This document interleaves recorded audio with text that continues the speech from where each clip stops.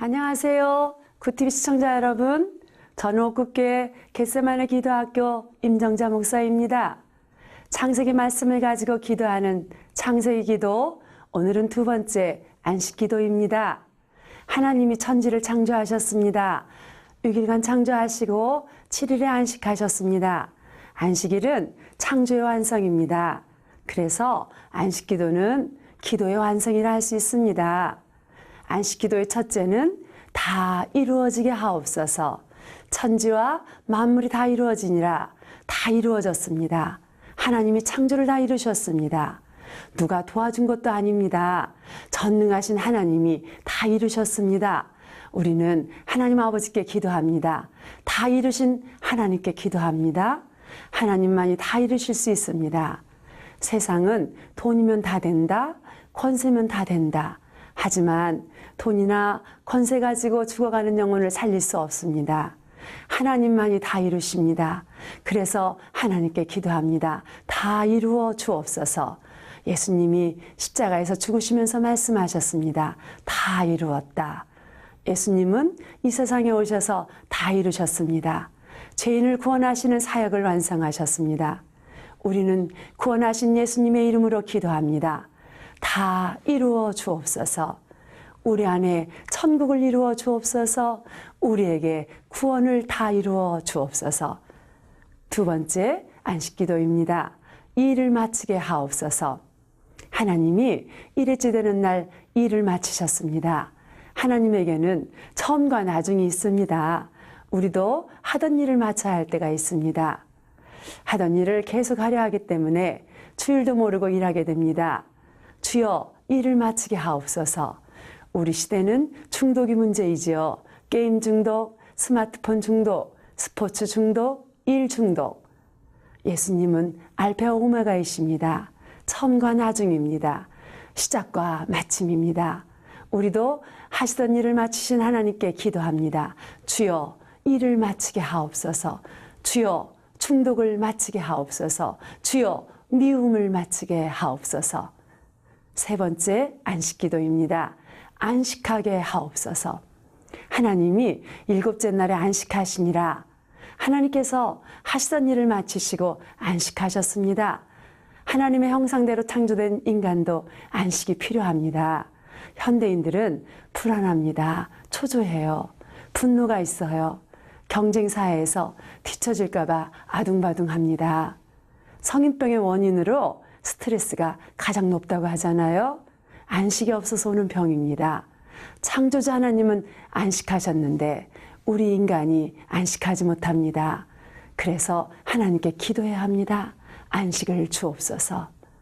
예수님이 말씀하셨습니다. 수고하고 무거운 짐진 자들아 다 내게로 오라. 내가 너희를 쉬게 하리라. 예수님이 쉬게 하신답니다. 예수님이 안식을 주신답니다. 죄인에게는 안식이 없습니다. 죄짐이 무겁습니다. 그런데 예수님께서 십자가에서 죄를 다 용서해 주시고 안식하게 하십니다. 스트레스의 무거운 짐, 상처의 수고한 짐, 인간관계의 수고한 짐, 병마의 무거운 짐 있습니다. 이 모든 짐을 예수님 앞에 내려놓고 주님 만나야 진정한 안식이 있습니다. 안식일의 주인이신 주님께서 안식을 주십니다. 안식기도는 예수님 만나는 것입니다. 안식을 주옵소서. 기도할 때 예수님이 내 안에, 내가 예수님 안에 있게 됩니다. 이렇게 안식기도할 때 하나님이 다 이루어 주십니다. 그래서 일을 마치고 쉼을 갖게 되고 안식이 생깁니다. 하나님이 안식하는 자들에게 복 주십니다. 복되게 하십니다. 거룩하게 하십니다. 무엇을 해야만 복받는 것이 아닙니다.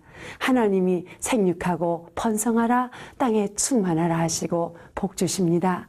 안식일이 거룩한 날입니다. 구별된 날입니다. 하나님을 예배하는 날입니다. 매일매일 기도와 찬송 속에 살지만 안식일에 온 마음과 뜻과 정성을 다해서 예배드립니다. 거룩하신 그분이 내 안에 오심으로 우리도 거룩해집니다. 여러분, 내가 뭐든 다 하려고 발버둥 치지 마세요. 하나님이 하셔야 되는 겁니다. 예레미야 33장 2절에 이를 이루시고 성취하시는 여호와 그가 말씀하시길 너희는 내게 부르짖으라 내가 응답하겠고 크고 은밀한 일을 내게 보이리라 말씀하십니다. 그래서 안식기도 합니다. 주여 일을 다 이루어 주옵소서. 일을 마치게 하옵소서. 주여 안식하게 하옵소서. 아멘.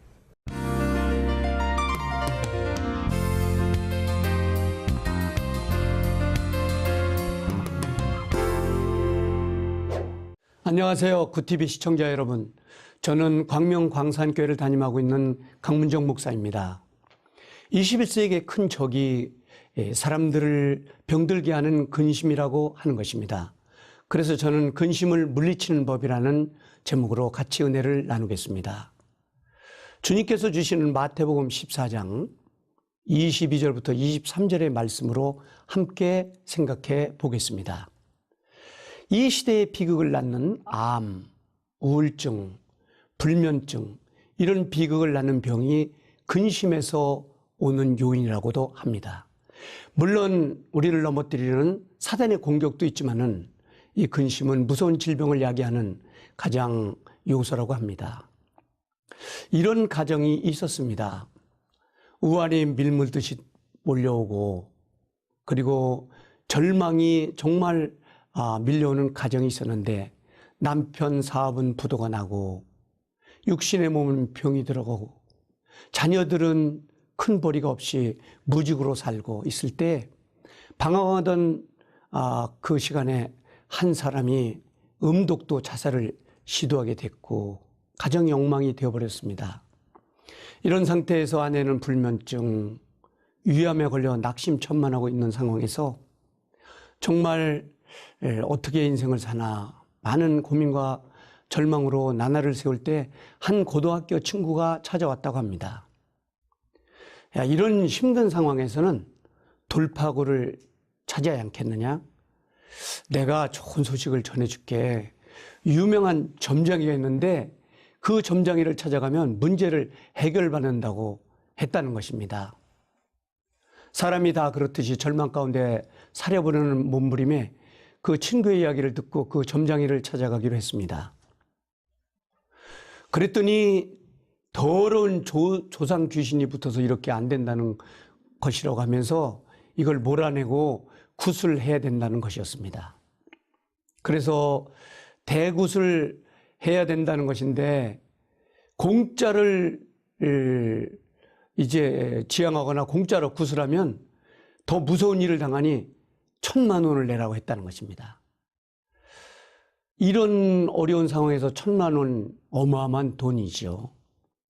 정말 그래도 화를 명기 위해서 여러 방법으로 빛을 얻어서 굿을 하게 됐다는 것입니다.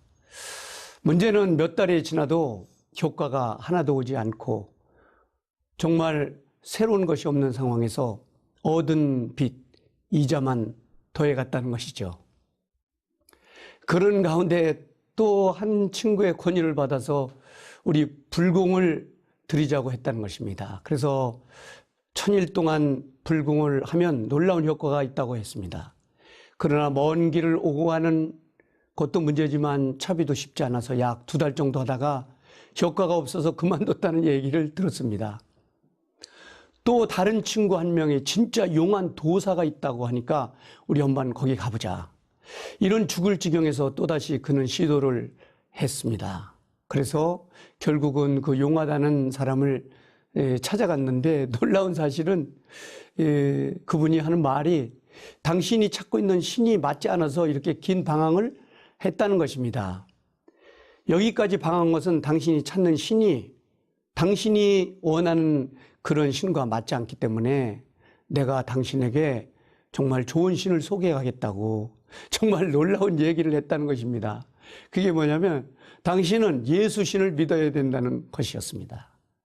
글쎄요, 누가 만든 얘기인지 전해준 얘기인지는 모르지만 참으로 흥미가 있습니다. 최고의 신은 예수님이에요. 귀신을 물리치고 절망을 이기게 하고 낙심을 물리치며 새로운 미래로 갈 수 있는 그분이 누굴까요? 십자가에서 우리의 죄를 위해서 죽으시고 3일 만에 부활하신 예수님이죠. 정말 그 도사가 정말 바른 신을 알려줬어요. 예수님의 피, 그 피가 얼마나 능력 있는가. 영국의 윌리엄 교수가 얘기한 것처럼 인류의 가장 능력 있는 피가 예수의 피라고 했다는 것입니다. 정말 그 피가 모든 절망을 이기고 낙심하고 인생을 방황하는 사람들을 이제 새롭게 하시는 능력이 있습니다. 우리 같이 그 예수님을 통해서 새로운 미래를 열어갑시다. 정말 감사합니다. 고맙습니다.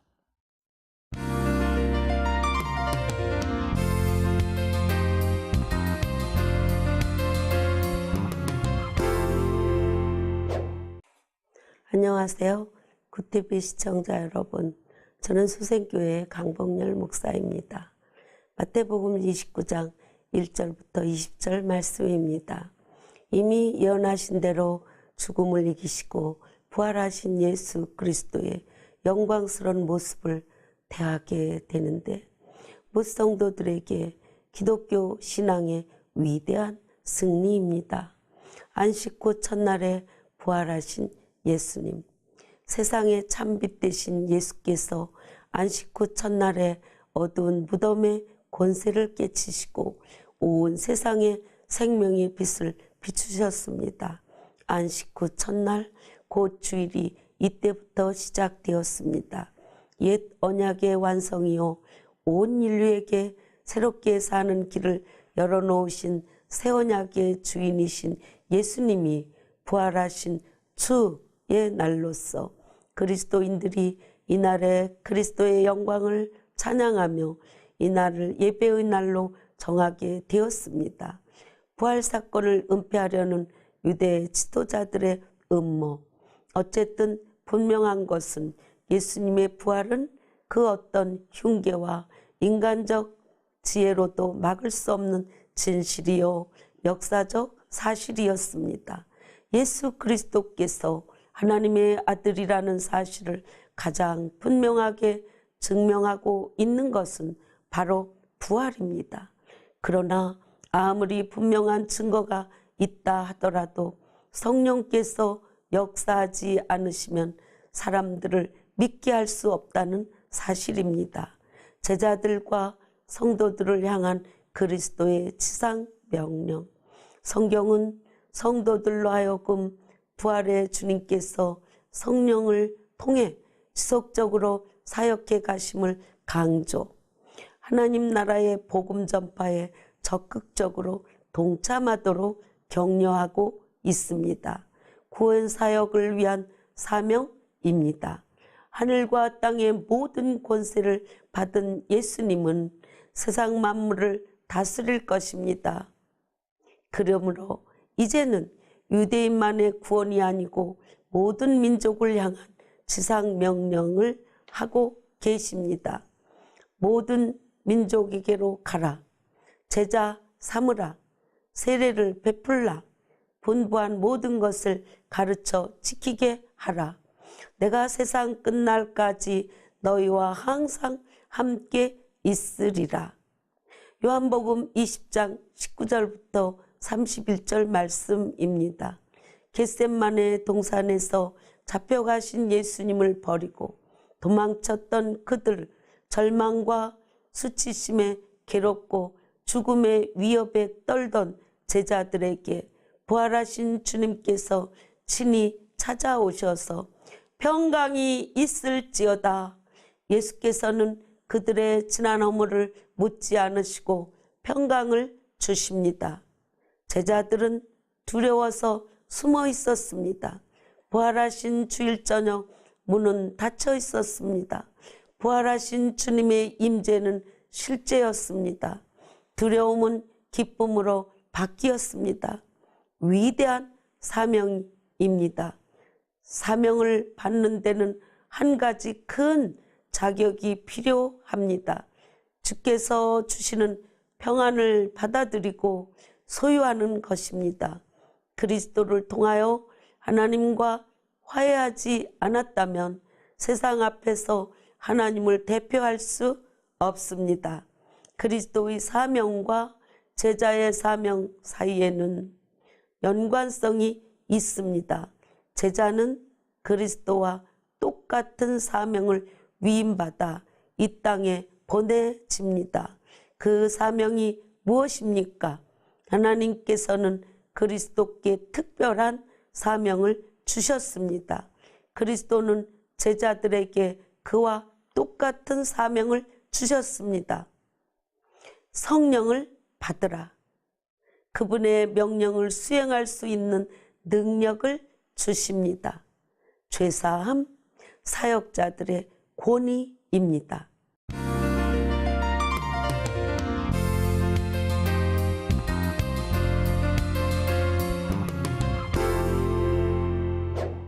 할렐루야! 안녕하세요. 굿TV 시청자 여러분, 저는 예사랑 순복음교회 전예성 목사입니다. 시편 66편 10절부터 12절 말씀으로 하나님이 쓰는 제목이라는 제목으로 말씀 선포하겠습니다. 사람의 생각은 행동을 낳습니다. 또 행동은 습관을 낳고 습관은 자기 인격은 행복과 불행을 낳습니다. 하나님께서는 하나님이 사용하실 사람을 찾으신 다음에 그 사람 속에 있는 생각부터 바꾸십니다. 불순종하는 생각을 순종하는 생각으로 바꾸고, 악한 생각을 선한 생각으로, 부정적인 생각을 긍정적인 생각으로 바꾸신 다음 쓰임을 받게 하십니다. 시련 뒤에 오는 영광이 있습니다. 이 과정에서 사람은 시련과 연단을 받습니다. 그 단계를 보면 첫째로 오늘 단련함과 같이 단련을 하시고 하나님이 그물에 들게 하시며, 두 번째로 어려운 짐을 허리에 두어 사람의 힘으로 못하는 것을 하나님께서 해결해 주셔서 오직 하나님만 의지하도록 하십니다. 세 번째로 사람들로 머리를 밟히는 연단을 주어 이 같은 불과 물을 통행할 때 비로소 풍부한 곳으로 들어간다고 하셨습니다. 역사가 토인비는 이스라엘의 역사는 피 흘림을 없이는 쓸 수가 없고 눈물이 없이는 읽을 수 없는 비참한 역사였다고 말을 했습니다. 그러나 이러한 무서운 물과 불을 통행함으로 오늘날의 부강한 나라를 이룰 수가 있었던 것입니다. 우리나라는 하나님께서 특별한 섭리 가운데 세워주신 나라입니다. 역사적으로 고찰을 해볼 때 우리는 역사는 이스라엘의 역사와 유사한 점이 너무 많은 것을 볼 수 있습니다. 삼국시대 이래 오늘날의 도약과 발전의 시대에 이르기까지 수많은 조상들의 피 흘림과 눈물 어린 애환이 있었습니다. 우리는 이러한 역경을 딛고 이제 축복의 시대를 향하고 있습니다. 이 시점에 조금만 더 단결해서 겸허한 자세로 우리의 삶을 수용한다면 하나님의 크신 축복을 받을 수 있습니다. 교만의 껍질을 벗어야 합니다. 출애굽기 25장 10절 말씀을 보면 하나님께서 애굽에서 탈출한 이스라엘 민족들과 함께 거하시기 위해서 모세에게 명해 성소한 법궤를 만들라고 하셨습니다. 이 법궤의 제목은 아카시아 나무였습니다. 향나무 같은 고급 나무가 아니고 흔히 볼 수 있는 나무에 가시가 많아 땔감으로조차 쓰기 힘든 나무를 택해 가시를 다듬고 껍질을 벗긴 후에 조각목으로 잘라서 나무의 안팎을 정금으로 싸서 만들라고 하셨습니다. 예수님께서 제자를 부르실 때에 흔히 있는 사람과 천한 사람들을 택해서 제자로 쓰신 것 같이 우리 민족은 연단과 시련을 많이 겪은 백성들입니다. 다만 가시가 많아서 큰 제목으로 쓰이지를 못했지만 이제라도 가시를 다듬고 교만의 껍질을 벗겨버리고 겸손한 자세를 찾는다면 하나님께서 정금으로 입히시고 감히 접근 못하는 지성소 안에 안치하시고 보호하시는 민족이 될 것입니다. 자기 허물을 다듬는 삶이 있습니다. 이솝이 어릴 때 정직한 생활을 했다고 합니다. 하루는 아버지께서 시내에 있는 목욕탕에 가서 사람이 얼마나 있는지 보고 오라고 시켰습니다. 이솝은 한참 후에 다녀와서 한 사람밖에 없다고 했습니다. 그러나 목욕을 가서 보니까 여러 사람들을 본 아버지는 들어와서 이솝에게 거짓말을 했다고 화를 냈습니다. 그러자 이솝은 목욕탕 앞에 큰 돌이 있었습니다. 제가 목욕탕에서 한참 지켜봤는데 모두 피해서 들어갔지만 딱 한 사람만 돌을 치우고 들어갔습니다. 아버님은 사람이 사람답게 살아야 사람이지 그렇지 않으면 짐승만도 못하다고 하시지 않으셨습니까? 라고 말을 했습니다. 가시가 많은 사람은 남을 괴롭히지만 가시를 다듬는다면 하나님이 사용하시는 귀한 사람이 되어 정금으로 입히는 축복받는 사람이 될 것입니다. 먼저 자기 가시를 다듬는 생활부터 시작을 해서 축복받는 민족이 다 되시기를 예수의 이름으로 축원합니다.